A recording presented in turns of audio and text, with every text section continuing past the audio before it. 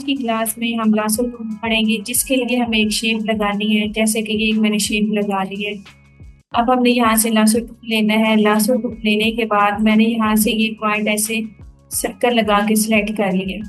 इसके बाद direct selection tool लेना है। डायरेक्ट सिलेक्शन टूल के बाद अब देखिएगा मैं इस पॉइंट को अगर मूव करूंगी तो जस्ट यही मूव होगा, बाकी तीन मूव नहीं हो रहे। इसी तरह अगर दोबारा से हम यहाँ से लासो टूल लेते हैं और हम कहते हैं कि ये दो पॉइंट सेलेक्ट हो जाए, इन दो पॉइंट्स पे हमने ये सर्कल लगा लिया है।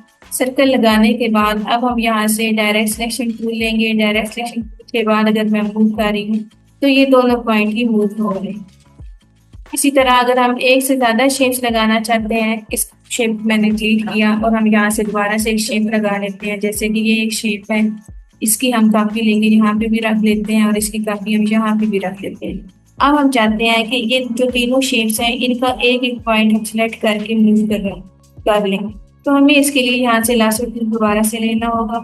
लासो टूल लेने के बाद अब जो जो पॉइंट हमें सिलेक्ट करना है उस पॉइंट के साइड पे ऐसे आप सर्कल लगा लें।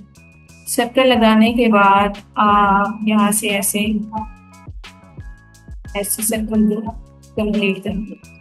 उसके बाद आपने यहाँ से ले लेना है डायरेक्ट सिलेक्शन टूल। अब अगर मूव कर रहे हैं तो जो तीन पॉइंट हमने इन तीनों शेप में से सिलेक्ट किए थे वही मूव हो गए हैं। तो ये फायदा है लासो टूल का। आप अपना प्रोजेक्ट कोई बना रहे हैं, उसमें से स्पेसिफिक पॉइंट्स आप मूव करना चाहते हैं तो आप इजीली लासो टूल से ड्रैग करने के बाद सिलेक्ट करने के बाद सिलेक्शन टूल से मूव कर सकते हैं।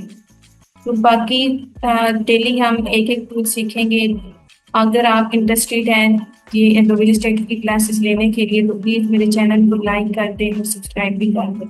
अल्लाह हाफिज़।